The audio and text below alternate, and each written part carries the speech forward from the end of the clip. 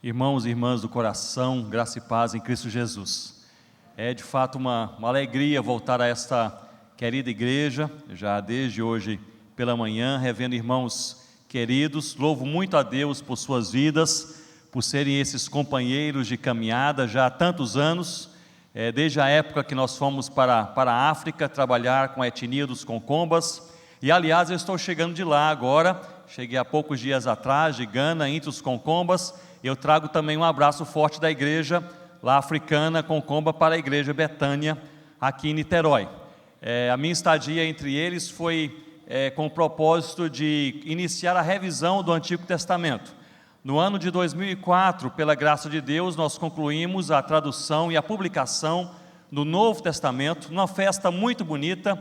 Havia mais de 1000 concombas cristãos embaixo de várias árvores, várias mangueiras, e ali eles louvaram o nome do Senhor Jesus durante todo o dia. Aliás, eu digo geralmente que o culto concomba, ele não começa, ele vai começando e ele não termina, vai terminando. Então o culto ali acontece ao longo do dia, as pessoas chegam, saem, e ali receberam o Novo Testamento, num momento assim muito especial, num momento muito tocante, de muita celebração a Deus. Mas a primeira pergunta que eu ouvi dos presbíteros e pastores concombas foi esta: e o Antigo Testamento? Nós queremos a Bíblia inteira, quando vai chegar? Eu disse: agora nós estamos envolvidos com o trabalho na Amazônia, entre os indígenas, não temos como nos envolver com a tradução agora do Antigo Testamento, mas Deus levantou 4 jovens concombas, e durante 10 anos eles se prepararam para iniciar a tradução do Antigo Testamento. Eles fizeram e aprenderam inglês na capital, Accra. Eles fizeram um curso completo de teologia e um curso completo de tradução da Bíblia durante 10 anos.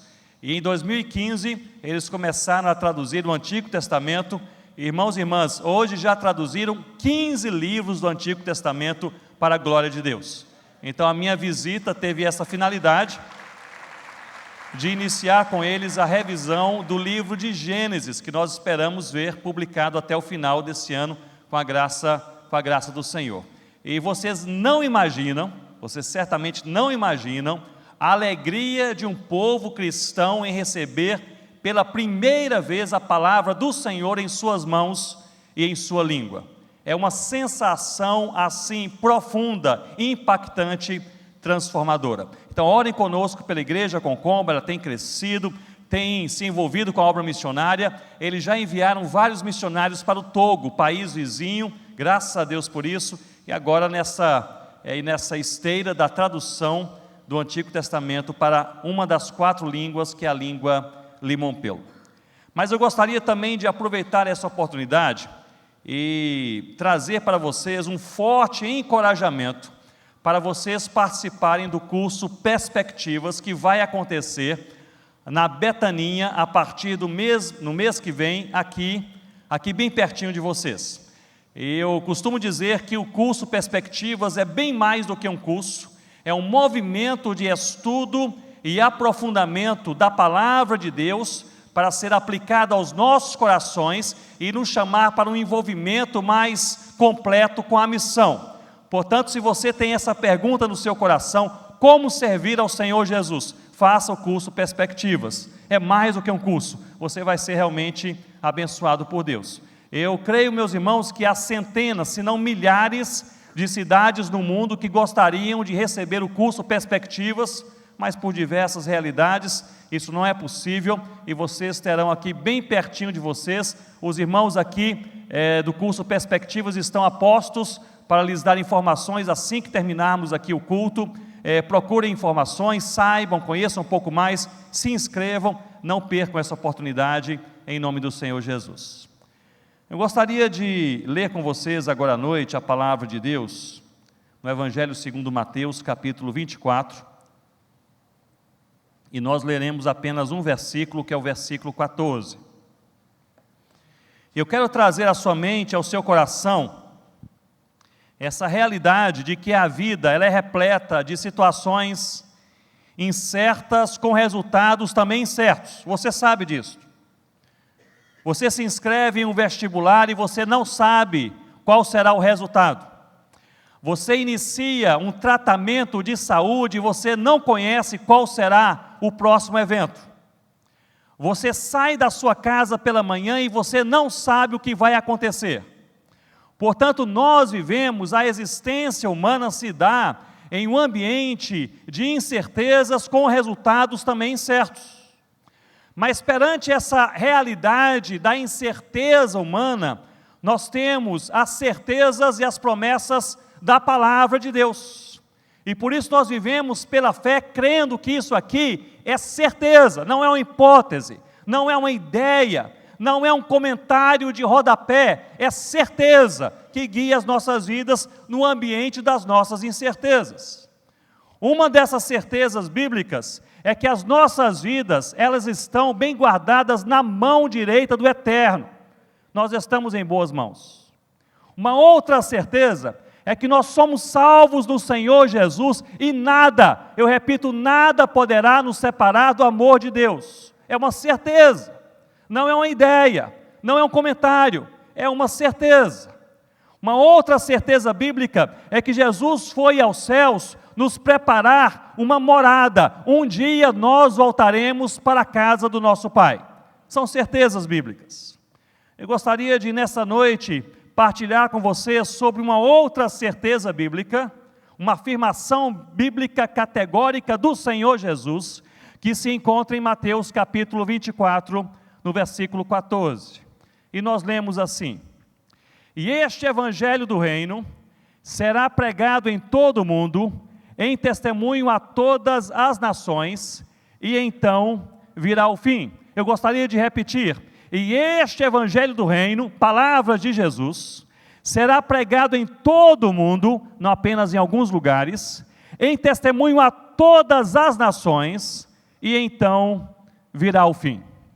Caminhemos um pouco por esse contexto. Em Mateus capítulo 24, nós encontramos o sermão profético do Senhor Jesus. E o Senhor Jesus, nesse verso 14, aliás em todo o capítulo, mas culminando no verso 14, ele vem responder a uma pergunta dos discípulos, que é encontrada no verso 3. No verso 3, os discípulos, eles abordam o Senhor Jesus e perguntam: Senhor Jesus, dize-nos quando sucederão essas coisas, e que sinal haverá da tua vinda e da consumação do século. Ou seja, os discípulos de Jesus, que amam a Jesus, que caminham com Jesus, eles querem saber sobre os sinais do fim, os sinais da sua volta.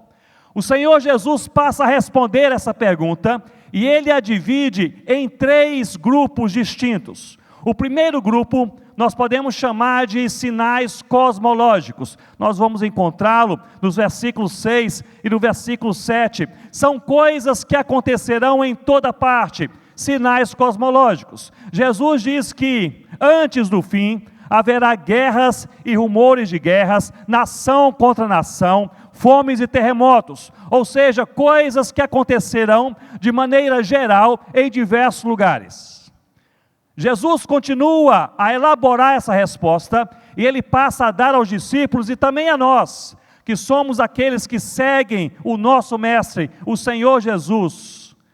Ele fala a respeito de sinais eclesiológicos, coisas que irão acontecer não no mundo, mas que irão acontecer na sua igreja. E notem que a partir do verso 9 até o verso 12, o discurso ele muda, passa a ser um discurso direto, olhos nos olhos. Jesus está falando sobre aquilo que vai acontecer com a sua própria igreja, conosco. E ele diz: então sereis atribulados, vos matarão, sereis odiados por todas as nações por causa do meu nome. Ele diz: muitos hão de se escandalizar, trair e odiar uns aos outros na igreja. Levantar-se-ão muitos falsos profetas, a iniquidade se multiplicará e o amor se esfriará de quase todos na igreja. Portanto, Jesus dá um bojo de sinais cosmológicos que acontecerão em todo o mundo, um bojo, um grupo de sinais eclesiológicos que acontecerão na igreja, e no verso 14 Jesus traz um sinal que chamaremos aqui de sinal missiológico, algo que acontecerá com a missão, antes do fim, antes da sua volta. E é justamente o versículo que nós lemos. E ele diz: e este evangelho do reino será pregado em todo o mundo, para testemunho a todas as nações, e então virá o fim. Nós encontramos, irmãos e irmãs, 5 verdades profundas nesse verso 14. A primeira verdade é talvez uma das verdades mais fantásticas, uma das afirmações mais bombásticas do Senhor Jesus, é que a missão será cumprida. Ele diz: este evangelho do reino será pregado por todo o mundo. Jesus não fala aqui sobre uma possibilidade, Jesus não fala aqui sobre uma hipótese, Jesus não faz aqui um comentário, ele faz aqui uma afirmação, ele traz uma certeza: a missão será cumprida, a igreja cumprirá a sua missão de pregar o evangelho em todo o mundo. Isso é extremamente encorajador para todo cristão que é envolvido com a missão. Apesar de nós, das nossas falhas, das nossas limitações, da nossa falta de qualidade sobre muitas coisas, essa missão será cumprida. Mas notem comigo o contexto no qual Jesus afirma que a missão será cumprida. Primeiramente, ele afirma que o mundo estará quebrado, pois haverá guerras, terremotos e ódio por toda parte. É neste contexto de um mundo quebrado que a missão será cumprida. Quanto à igreja, estará fragilizada. Ele diz que haverá na igreja perseguição, escândalos, iniquidade, falsos profetas e falta de amor. Ou seja, é um quadro terrível de um mundo em caos e de uma igreja doente. E perante o mundo em caos e a igreja doente, a missão será cumprida e o evangelho irá ser pregado em todo o mundo para a glória de Deus. Essa, meus irmãos, é uma afirmação que salta aos olhos e é na verdade um paradoxo, mas o significado é claro. A missão não será cumprida pela força humana, mas pela autoridade de Cristo. Não será cumprida pela qualidade da igreja, mas pela graça do evangelho. Não será cumprida porque as portas estão abertas. Aliás, o cenário ele é oposto a este. São portas fechadas, é muita perseguição, é ódio. Será cumprida porque Deus, Ele está empoderando a cada dia a sua igreja e chamando o seu povo para que no meio da nossa vida nós possamos pregar o evangelho do Senhor Jesus até os confins da terra. Essa missão será cumprida. E é possivelmente por isso que quando o povo de Deus se envolve com a missão de Deus, com a obra missionária, coisas surpreendentes acontecem. E nós vemos isto todos os dias.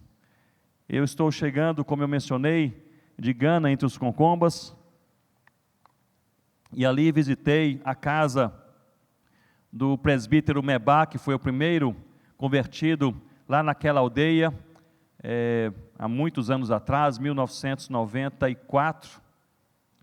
E com ele iniciou a igreja na aldeia de Coni, porque ele foi convertido pelo Senhor Jesus, pregou o evangelho à sua família e converteu-se toda a sua família, a sua esposa e seus 11 filhos. A vantagem de você trabalhar num local onde as famílias são grandes é que uma família se converte e já nasce a igreja.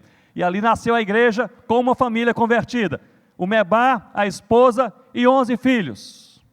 E meus irmãos, quando visitei agora esses dias a casa do Mebá, ele já faleceu alguns anos atrás, deixando um testemunho vivo de fé genuína no Senhor Jesus. Ali nós estávamos relembrando um pouco da sua vida. Estávamos relembrando quando o Mebá veio ao Senhor Jesus. O Mebá, talvez aqui alguns já ouviram até várias vezes, mas o Mebá, quando nós chegamos ali em Coni, naquela aldeia, ele era o nosso maior opositor.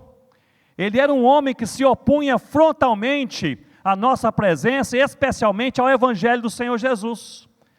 Em certo momento, o Mebá começou a me acompanhar, onde eu andava, o Mebá me seguia, para apenas contradizer aquilo que eu estava pregando. Eu dizia, por que Deus? Mebá, ele gritava, não crê em Deus. Eu dizia, Jesus, ele disse, não existe Jesus. Sempre ficava talvez a 4, 5, 6 metros de distância atrás de mim, se opondo à pregação. Eu me lembro que várias vezes eu voltei para casa falando com Rosana, minha esposa, a respeito do Mebá, como era difícil evangelizar, e o Mebá sempre se opõe na evangelização, e eu orava dizendo: Senhor Deus, resolve a situação desse homem. Na verdade, o que eu tinha em mente não era uma coisa tão boa para ser resolvida ali, resolve de alguma maneira. Meus irmãos, o que eu não atentava é que a missão será cumprida pelo poder de Deus, na graça de Deus, para a glória de Deus. O Mebá, se opondo à evangelização, ele acabou sendo a pessoa mais evangelizada de toda a aldeia. Onde eu ia, o Mebá me seguia, e mesmo contradizendo, ele ouvia o evangelho. Eu me lembro de uma vez que eu estava evangelizando uma aldeia próxima, e o Mebá estava ali atrás de mim, e depois que eu falei, que eu preguei, e ele se opôs, me contradizendo, no final ele até me perguntou: como é mesmo aquele segundo ponto, que eu quero entender um pouco melhor, como quem diz, para atrapalhar mais na outra vez. Tamanha foi a minha surpresa, que estava tomando banho no final da tarde, ouvi um burburinho no meio da aldeia, eu coloquei rapidamente as minhas roupas, saí, aquela multidão de concombas correndo para o centro da aldeia, e lá embaixo daquela árvore, Mebá estava ali pulando e gritando.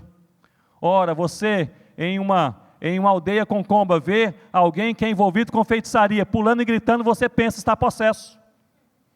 Eu até brinco dizendo que, como um bom pastor presbiteriano, fiquei a 300 metros de distância, mas é só brincadeira.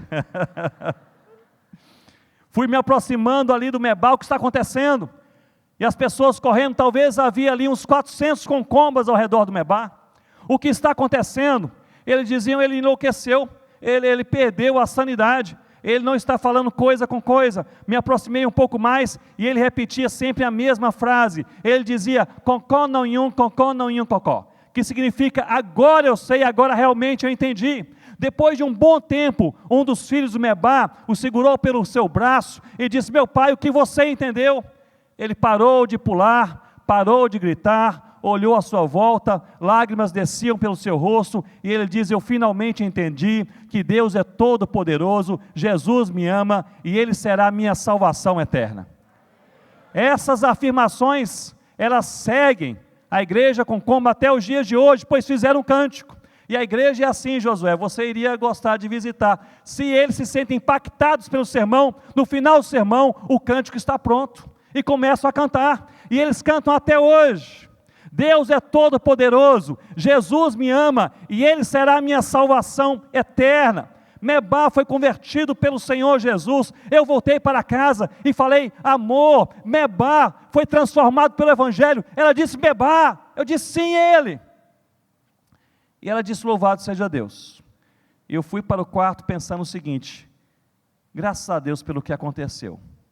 Mas na minha mente, a primeira pessoa que se converteria naquela aldeia, se converteria de uma maneira diferente. Era a maneira como eu tinha na minha mente. Se converteria talvez com a minha presença, pregando o Evangelho, a pessoa compreendendo, fazendo algumas perguntas e orando pela pessoa. Era como eu achava que o primeiro se converteria.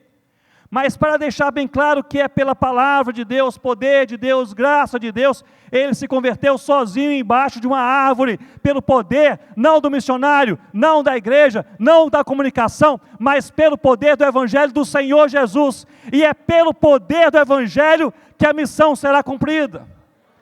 Nós fazemos parte, meus irmãos, de um grupo de pessoas que vai ver essa missão ser realizada por completo no nome do Senhor Jesus. Uma outra verdade nesse versículo 14, é que a missão é o Evangelho. O cerne, o núcleo da missão é o Evangelho. Nós devemos e podemos nos envolver com todas as coisas, e você e eu, como crentes no Senhor Jesus, nós devemos ser sal que salga e luz que brilha em todo lugar. Aquilo que você faz, faça com excelência. No que você se envolva de maneira profunda, honesta, íntegra, e assim a sua luz brilha para a glória de Deus. Mas existe um núcleo da missão, e o núcleo é a pregação do Evangelho. Observem que Jesus nos ensina a fazer o que Ele fez. Em Mateus capítulo 4, versículo 23, nós lemos: e percorria Jesus toda a Galileia, ensinando nas suas sinagogas e pregando o Evangelho do reino. Em Mateus 9,35 nós lemos: e percorria Jesus todas as cidades e aldeias, ensinando nas sinagogas deles e pregando o evangelho do reino. O cerne do cristianismo é o evangelho. Nós devemos, portanto, entender bem o que é o evangelho, o que é ser cristão, o que é o verdadeiro cristianismo. Eu não sei se você conhece o livro de John Stott, Como Ser Cristão. É um livro fantástico para pessoas que estão começando na fé e para aquelas pessoas que já estão há muitos anos ou décadas na fé no Senhor Jesus. Como ser cristão. E John Stott nos lembra que o cristianismo é mais do que um credo, é mais do que uma doutrina. Aliás, no capítulo 23, capítulo anterior, no Evangelho segundo Mateus, que nós lemos hoje, Jesus condena os escribas e fariseus. Mas notem, eles conheciam a lei, eles conheciam a doutrina, mas estavam cheios de orgulho e de altivez. Jesus chama estes conhecedores da doutrina, muitas vezes, de hipócritas, cegos, insensatos, serpentes e até mesmo de raça de víboras, no capítulo 23, anterior ao capítulo que nós lemos. Apesar da doutrina do credo ser fundamental, e eu diria insubstituível para a nossa fé e a nossa vida cristã, há um número imenso de pessoas que conhecem bem a doutrina, mas não conhecem a Deus. Que conhece bem a doutrina, mas não foi transformado por essa doutrina. Que conhece bem a intelectualidade, a explicação temática das verdades bíblicas, mas essas verdades não são incorporadas à sua vida diária. Conhece a Bíblia, mas não seguem a Bíblia. Ensinam doutrina, mas não têm testemunho cristão. Falam como doutores da lei, mas não há amor em suas vidas. O cristianismo, portanto, irmãos e irmãs, o cristianismo é mais do que um credo, mais do que simplesmente o conhecimento intelectual da doutrina. Em segundo lugar, nós podemos, à luz de Mateus capítulo 23, neste contexto maior do texto que nós lemos em 24:14, podemos entender que o cristianismo é mais também do que uma ética cristã. No capítulo 23, versículo 28, Jesus diz sobre os escribas e fariseus da seguinte forma: assim também vós, exteriormente pareceis justos aos homens, mas interiormente estáis cheios de hipocrisia e de iniquidade. O evangelho é mais do que apenas fazer o bem, ser justo ou parecer ser justo. A ética cristã, o comportamento cristão, não me entendam mal, é profundamente importante para a nossa fé e para a nossa vida no Senhor Jesus. Mas a palavra é clara, nós não somos salvos pelas nossas obras, nós somos salvos pela obra de Cristo. Nós não somos salvos pelo que nós fazemos de bom. Aliás, se há algo de bom no que fazemos, é porque somos salvos que fazemos. O cristianismo, portanto, é mais do que doutrina, o cristianismo, portanto, é mais do que ética, e o cristianismo também é mais do que culto. No capítulo 23, Jesus censurou os escribas e os fariseus, e eram homens que atendiam zelosamente aos cultos. Eles eram zelosos das orações, no jejum, cuidavam do altar, e eles eram também meticulosos dizimistas. Leiam o capítulo 23, vocês perceberão que esses homens a quem Jesus chama de hipócritas, eles eram as pessoas do altar, eles eram as pessoas das orações públicas, eles eram as pessoas do cuidado com o jejum e com o dízimo. Eles entregavam o dízimo de tudo, até mesmo o tempero que eles usavam na sua casa, eles entregavam 10%, entregavam o dízimo. Mas não havia em suas vidas verdadeira adoração e verdadeiro culto. Nós vemos e sabemos que o culto é uma expressão importantíssima da nossa fé, da nossa crença e da nossa prática cristã. Mas você e eu devemos entender que é possível participar do culto e não ser verdadeiramente cristão. É possível cantar no culto, orar no culto, é possível pregar no culto e não ser verdadeiramente cristão. John Stott nos diz que ser cristão não é apenas seguir um sistema intelectual que é o credo, um sistema comportamental que é a ética, ou um sistema cerimonial que é o culto. Ser cristão é seguir a Cristo. E é seguindo a Cristo que nós abraçamos tanto a doutrina, como a ética, como o culto. Ser cristão é negar qualquer outra forma de salvação, de reencontro com o Pai, a não ser por meio do Senhor Jesus. Mas cabe aqui um alerta. Nós conhecemos a Cristo é na palavra de Deus. Aqueles que buscam a Cristo fora da palavra de Deus, eles caminham em uma trilha sem luz. Nós podemos até mesmo afirmar que Cristo fora da palavra não é cristianismo, mas sim misticismo. Portanto, a missão será cumprida. Louvado seja Deus. A missão é o Evangelho. Uma terceira afirmação que nós podemos aqui compreender no versículo 14 é que o Evangelho deve ser pregado e vivido ao mesmo tempo. Há duas palavras que caminham de mãos dadas em todo o Novo Testamento. A primeira é a palavra proclamação, proclamação do Evangelho, que vem da palavra grega querigma. A segunda é a palavra testemunho, da maneira como você não apenas fala do Evangelho, mas vive o Evangelho, demonstra o Evangelho com a sua vida diária. E testemunho vem da palavra grega martírion. Via de regra, onde você encontra querigma, proclamação, você encontra martírion, testemunho. E isso acontece também no versículo 24. Quando nós lemos que o Evangelho do Reino será pregado, aqui o verbo querer tessetai, ele tem como raiz querigma, será proclamado verbalmente, em testemunho a todas as nações. Testemunho aqui nós temos martírion, ou seja, em demonstração com a vida daquilo que Jesus fez por nós, entre todas as nações. Eu creio que a mensagem, meus irmãos e minhas irmãs, é uma mensagem clara. Nós precisamos pregar e ao mesmo tempo viver o Evangelho que nós pregamos. Nós precisamos de teologia, precisamos também de piedade. Nós precisamos de evangelização, precisamos também de oração. Nós precisamos de audácia para falar quem é Jesus e o que Ele fez por nós, mas nós precisamos de santidade de vida. As pessoas, via de regra, eles atentam mais para aquilo que percebem em nossas vidas do que para aquilo que eles ouvem com seus ouvidos.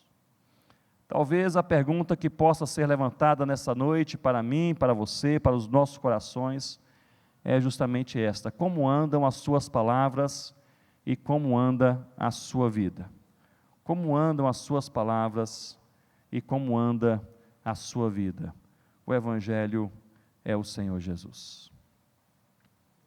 Eu me lembro que anos atrás tivemos um encontro indígena muito abençoado na região do Amazonas, e ali no final, depois de muitos dias daquele encontro, e o tema era o Evangelho de Cristo, e depois de muita oração, de muitas conversas, pregações bíblicas, um grupo de indígenas da tribo Ixcariana, já quase indo embora daquele congresso, me procurou e disse: Pastor Ronaldo, finalmente nós entendemos o que é o Evangelho. Eu perguntei: o que é o Evangelho para vocês? O que vocês entenderam? Eles disseram: nós entendemos que o Evangelho é Jesus. Portanto, conhecer o Evangelho é conhecer Jesus. Viver o Evangelho é viver Jesus. Pregar o Evangelho é pregar Jesus. E negar o Evangelho é negar Jesus. E um deles sorriu e me disse: é simples assim. E eles foram embora. E eu fiquei pensando: é simples assim. Nós é que complicamos aquilo que é vida cristã, meu irmão e minha irmã. Mas conhecer o Evangelho é Jesus, viver o Evangelho é Jesus, pregar o Evangelho é Jesus. Nós precisamos de Jesus em nossas vidas, e nós conhecemos Jesus na palavra de Deus, porque Jesus sem a palavra não é cristianismo, mas é misticismo, e é uma das heresias que tem entrado nos púlpitos de muitas igrejas em nosso país. Jesus sem a Bíblia. É na Bíblia que nós entendemos quem é Jesus e passamos a amar Jesus. Eu quero lhe dizer uma coisa nos seus olhos, nessa noite: Se você não ama profundamente a Jesus, possivelmente você não lê o suficiente da palavra de Deus e você não tem orado o suficiente também.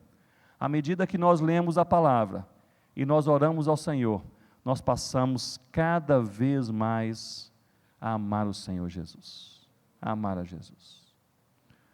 Uma outra afirmação contida no versículo 14 é que o Evangelho deve ser pregado a todas as nações. Me acompanhem, o texto diz assim: e este Evangelho do Reino será pregado em todo o mundo, mas há aqui uma particularidade, e diz, em testemunho a todas as nações.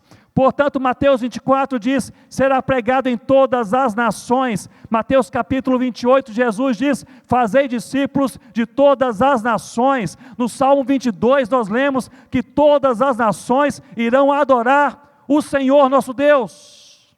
A palavra nações aqui não se refere a países, como bem sabemos. A palavra grega etne, nação, se refere a um grupo de pessoas, com uma língua e uma cultura própria. Portanto, meu irmão e minha irmã, é injustificável que depois de 2000 anos de fé cristã e 500 anos de reforma protestante, haja ainda no mundo hoje mais de 7.000 povos que nada conhecem do Senhor Jesus.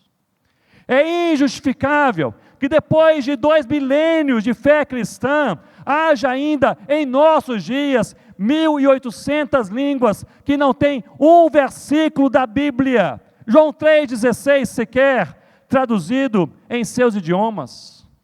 É injustificável que um país como o Brasil, em que a igreja cresce, e há congressos, e há livros, e seminários, e a graça de Deus sobre as nossas vidas, mas há ainda 99 tribos indígenas sem a presença de um missionário evangélico, 10.000 comunidades ribeirinhas, 6.000 comunidades sertanejas, 2.000 comunidades quilombolas, sem a presença de uma igreja evangélica entre eles, 700.000 ciganos da etnia Calon, que não ouviram o Evangelho em sua própria língua e cultura. Dos 9 milhões de surdos em alguns estados brasileiros, menos de 2% se declara crente no Senhor Jesus. E o que dizer dos imigrantes e refugiados que estão espalhados por todo o país, e muitas vezes eles vivem entre nós durante anos ou até mesmo décadas, sem ouvirem uma vez o Evangelho do Senhor Jesus em sua própria língua, em sua própria cultura, em sua própria casa. E esses imigrantes estão aqui dispersos em todo o Brasil, mas sobretudo em 4 cidades principais: Brasília, Foz do Iguaçu, São Paulo e Rio de Janeiro. É injustificável que após 2.000 anos de fé cristã, e essa bombástica afirmação do Senhor Jesus, o Evangelho do Reino será pregado em todo o mundo, haja ainda mais de 7.000 povos que não ouviu uma única vez o nome do Senhor Jesus. Essa missão, como nós bem sabemos, ela não acontece apenas do outro lado do mundo, mas também do outro lado da rua, onde nós moramos, onde nós estudamos, por onde nós passamos. Nós temos uma oportunidade de servir a Deus pregando o Evangelho de Deus. A oportunidade é hoje. Por onde você passa, eu não passarei. Por onde eu passo, você não passará. A sua rede de amigos é a sua rede de amigos. Os pastores da igreja têm as suas redes de amigos, vocês têm outras. As pessoas com as quais vocês irão se encontrar ao longo dessa semana, somente vocês encontrarão. A pessoa que vai sentar ao seu lado naquele ônibus, ou naquele escritório, ou vai estar ao seu lado naquele shopping center, somente você estará lá. Deus chama cada um de nós e nos dá esse privilégio de nós falarmos de Jesus e vivermos Jesus ao mesmo tempo, e assim glorificarmos o nome do Senhor Jesus. Participando dessa missão, a missão será cumprida com a graça de Deus.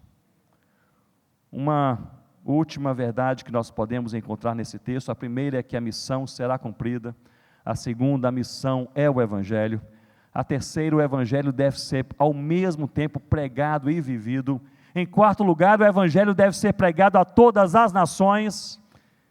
E a quinta e última verdade é uma linda verdade: Jesus voltará. Não é isso que o texto diz? Então virá o fim. Esses sinais cosmológicos, esses sinais eclesiológicos, esse sinal missiológico, eles se cumprirão a um ponto e uma afirmação, uma sentença final naquele versículo. Jesus diz: e então virá o fim.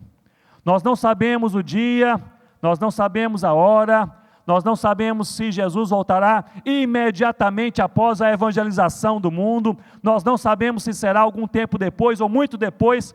Nós sabemos que Ele voltará.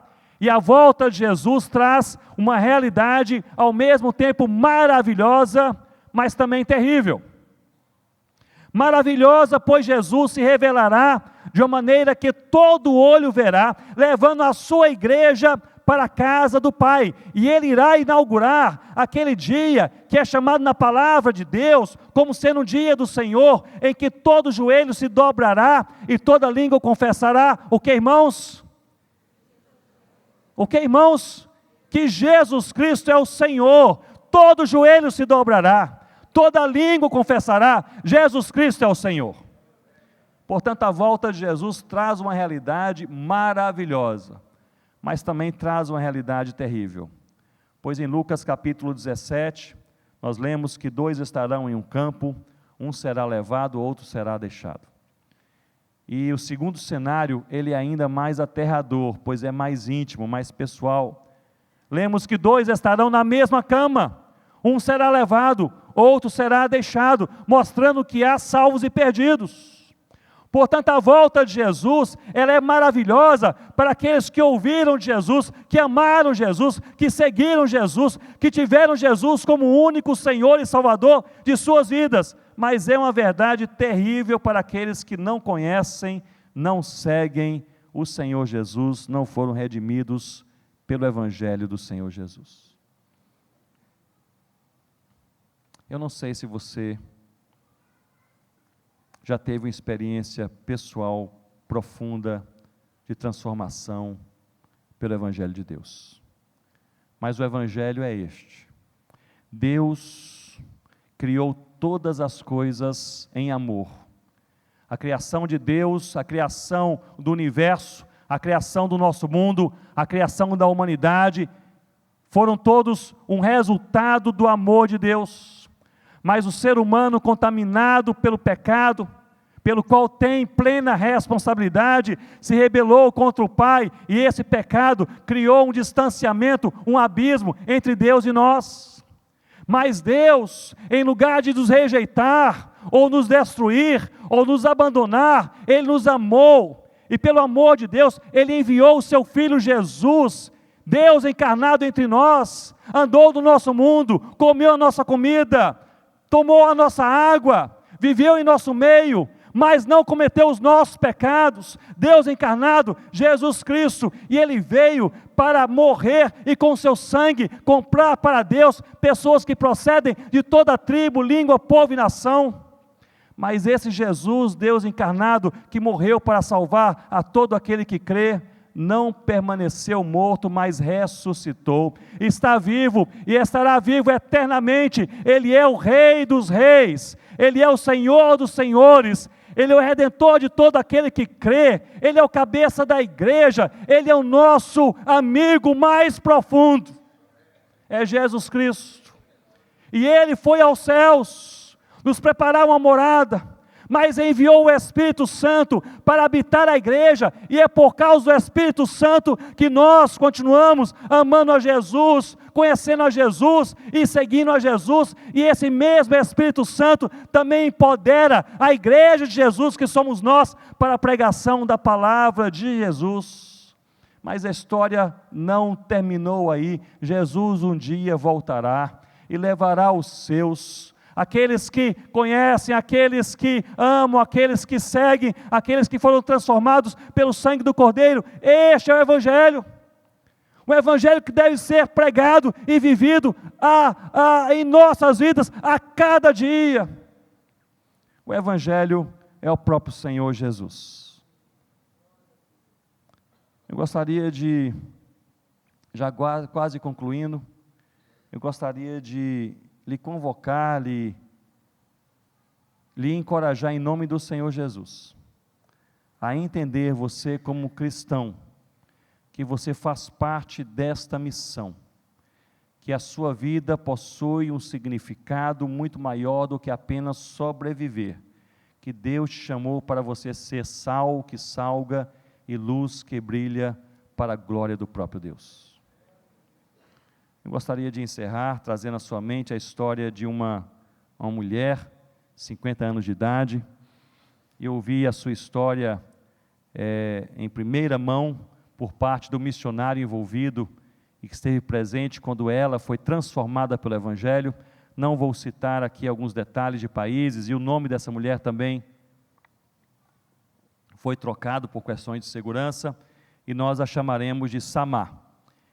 E Samá, uma mulher de um país budista, onde aqueles que entregam suas vidas ao Senhor Jesus, via de regra, são ou perseguidos ou pressionados, pelo menos, por aqueles que estão ao seu redor. A Samá, com a sua motocicleta, ela trabalhava com entregas. E ali numa grande cidade, ela parou a sua pequena motocicleta, começou a caminhar ali a pé pelas calçadas, fazendo entregas em algumas pequenas lojas. A Samá passou em frente a uma casa. E em frente àquela casa, porta e janela fechadas, a Samá, ela ouviu um cântico.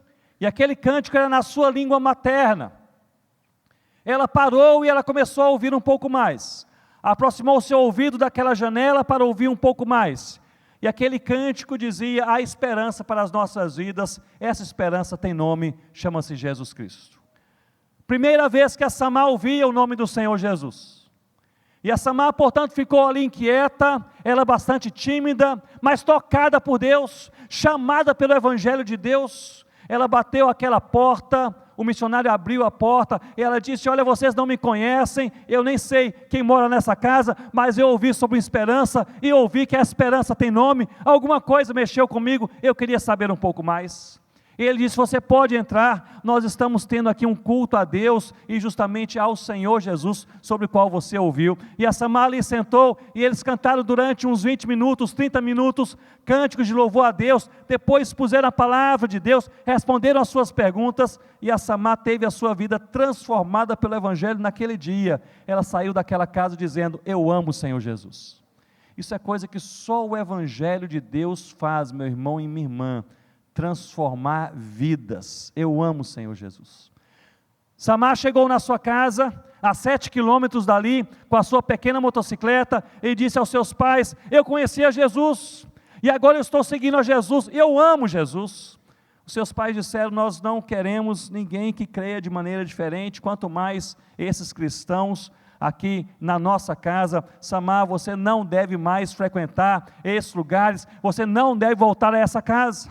Ela disse: mas eles me convidaram, e eles se reúnem naquela casa 2 vezes por semana, e eu gostaria de ir para ouvir mais sobre Jesus, e para louvar Jesus com eles. E eles disseram: se você quiser ir, Samá, uma mulher com 50 anos de idade, se você quiser frequentar aquelas reuniões, você vai, mas vai sem a sua motocicleta. Nós lhe demos a motocicleta, vamos tomá-la, você vai de uma outra maneira. 7 quilômetros. Samá, logo dias depois, conseguiu emprestada uma bicicleta e começou a frequentar aquelas reuniões, 7 quilômetros para ir, 7 quilômetros para voltar, numa estrada bem ruim, ali com a bicicleta, muitas vezes tarde da noite, mas ela voltava sempre para a sua casa com um sorriso no rosto, abraçava o seu pai, abraçava a sua mãe, dizia: Deus os abençoe em nome do Senhor Jesus, ia para o seu quarto, ela jamais murmurou. Seus pais disseram: nós sabemos que você conseguiu uma bicicleta, nós vamos proibir de você usar a bicicleta, e tomaram aquela bicicleta da Samá. Ela não pensou 2 vezes, ela começou a ir a pé, 14 quilômetros, 7 para ir, 7 para voltar, não perdia um encontro naquela casa de adoração ao Senhor Jesus. Depois de algumas semanas, seus pais disseram: parece que você não vai desistir, nós vamos então tomar os seus sapatos e as suas sandálias. E assim fizeram, tomaram os sapatos e as sandálias da Samá, e durante semanas Samá continuou frequentando aquela pequena igreja a pés descalços, caminhando aqueles 7 quilômetros para ir, 7 para voltar, chegava sempre do mesmo jeito, na sua casa, abraçava primeiro a sua mãe, abraçava o seu pai, sorriso no rosto, que Deus os abençoe. Ia para o seu quarto, portanto, dormir.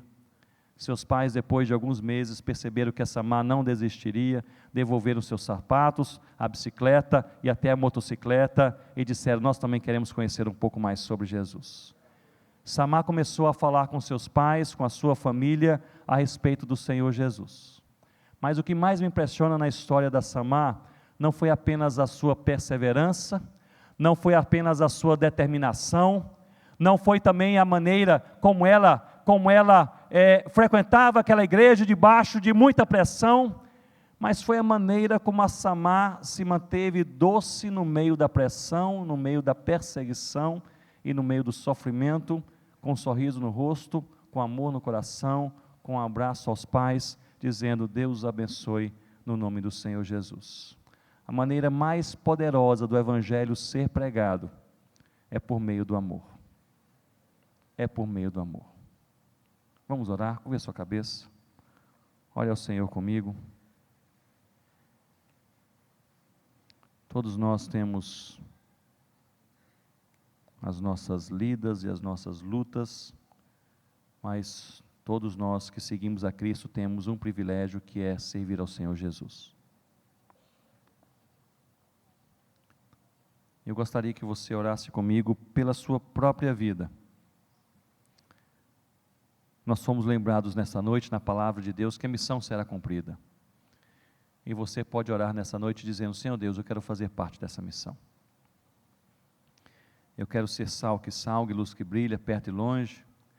Eu quero usar as oportunidades que o Senhor dá, os caminhos por onde eu passo, os amigos que eu já fiz, para ser sal e luz onde eu estou. Se o Senhor também me chamar para algum outro lugar, para algum outro trabalho, mesmo que distante daqui, eis-me aqui, Senhor. Talvez a sua oração e a minha oração nessa noite seja esta: nós não sabemos se a nossa vida irá findar daqui a 5 minutos ou daqui a 50 anos, só Deus sabe, mas nós podemos orar pedindo a Deus: Senhor, que quando eu findar a minha vida na terra, eu possa findá-la com uma certeza, que ao longo da minha vida eu servi ao Cordeiro Jesus. Talvez seja a nossa oração nessa noite. Nós não somos chamados por Deus apenas para sermos meros espectadores, nós somos chamados por Deus para nós cumprirmos a missão, por meio de palavras, por meio da nossa vida, usando as oportunidades, seja do outro lado da rua, seja do outro lado do mundo, para a glória do nome do Senhor Jesus. Fique de pé comigo nesse momento e olhe ao Senhor, nosso Deus, e coloque perante o Senhor uma sincera oração. Nós estamos no mês de julho, meio do ano, pouco mais do meio do ano, e talvez a sua oração seja esta: que Deus possa te usar e que Deus possa nos usar com poder e graça, para que até o final do ano nós possamos frutificar um pouco mais. Talvez tudo comece com você orando pelos seus vizinhos. Amém, irmãos? Talvez tudo comece com você orando pela sua própria casa. Talvez tudo comece com você partilhando a palavra do Senhor Jesus com aquele amigo com o qual você conversa sobre futebol, sobre política, sobre qualquer coisa, mas não conversou ainda sobre quem é Jesus e o que Ele fez por nós. Talvez comece por aí, talvez comece cruzando a rua, talvez comece batendo na porta do vizinho do condomínio, talvez comece fazendo convite: vem à igreja comigo domingo que vem. Talvez comece: participe comigo daquela célula, uma coisa maravilhosa que eu quero te apresentar. Talvez comece atravessando não apenas a rua, mas o mundo, falando quem é Jesus e o que Ele fez por nós. Vamos orar? Senhor Deus, nós somos confortados e encorajados pela Tua palavra, sabendo que apesar de nós, a missão será cumprida. O Evangelho será pregado, e o Senhor chamará, como já tem feito, pessoas de todas as tribos, línguas, povos e nações, para adorarem o nome do Senhor Jesus. Nós queremos fazer parte dessa missão com tudo o que nós somos e com tudo o que nós temos. Nós não queremos apenas passar pela vida ou correr atrás do vento. Nós queremos, Senhor, nos engajar com aquilo que é mais precioso, que é o Senhor Jesus. Nós queremos falar de Jesus, e queremos falar de Jesus com audácia, com coragem, com intrepidez, com ousadia. E nós queremos não apenas falar de Jesus, não apenas entregar um panfleto, não apenas fazer um convite. Nós queremos viver Jesus. Nós queremos, Senhor Deus, que as pessoas percebam Jesus em nós. Nós queremos que as pessoas sejam atraídas ao Senhor Jesus pelas nossas vidas. Portanto, nos ensina a amar, ó Deus. Nos ensina a amar, Senhor Deus. Um amor profundo, um amor real, um amor contagiante, um amor que faz diferença. Senhor Deus, que o Senhor possa fazer de cada um de nós alguém que ama o Senhor Jesus com tanta intensidade, ama o próximo como ama a si mesmo. Senhor Deus, que este amor possa contagiar e atrair pessoas para conhecerem o Evangelho, para serem transformados pelo Evangelho e para seguirem o Evangelho do Senhor Jesus. Abençoe também as nossas casas, Senhor Deus, que as nossas casas sejam celeiros missionários, onde a Tua palavra é orada, é cantada, é lida, é relembrada, em que os valores do Teu Evangelho são vividos, em que nós oramos pelos nossos vizinhos, em que nós damos um bom testemunho no nosso condomínio. Senhor Deus, abençoe a Igreja Betânia, que seja uma igreja, Senhor Deus, a cada dia mais profundamente impactada pelo poder do Evangelho, quebrantada pela verdade da Tua palavra, guiada pelo poder do Espírito Santo. Uma igreja, Senhor Deus, que é sal, que seja sal, que salga, luz que brilha onde está e por onde passar. Senhor Deus, nessa igreja nós também pedimos, se o Senhor se agradar, como o Senhor já tem feito ao longo dos anos, chama também alguns, Senhor Deus, para aqueles povos que nada conhecem do Senhor Jesus. Chama, Senhor Deus, tradutores da Bíblia para aquelas línguas que nada têm da palavra do Senhor. Chama, Senhor Deus, para aqueles povos indígenas, quem sabe os ribeirinhos, os sertanejos, os indígenas, os ciganos, Senhor Deus, os de perto, os de longe. Senhor Deus, abre os nossos olhos, os nossos corações para os imigrantes que estão em nosso meio, aqueles que sofrem, estão longe da sua pátria, da sua língua, da sua cultura, da sua família, estão entre nós. Senhor Deus, que sejam amados, que sejam abraçados em nome do Senhor Jesus. Ó Deus, revoluciona a nossa vida. Eu quero orar especialmente, Senhor Deus, e por último eu oro por isso, que o Senhor nos dê, em nome do Senhor Jesus, um profundo quebrantamento de alma, um avivamento de espírito real, Senhor Deus, não de palavras, não de atos falhos, mas, Senhor Deus, que resulta de um profundo quebrantamento de coração, que passa a conhecer o Senhor Jesus de uma maneira ainda, Senhor Deus, ainda melhor, ainda mais clara. Aumenta a nossa fé, quebranta o nosso coração, desperta a nossa alma e nos envolva com a missão. É a nossa oração em nome do Senhor Jesus. Amém, Senhor Deus.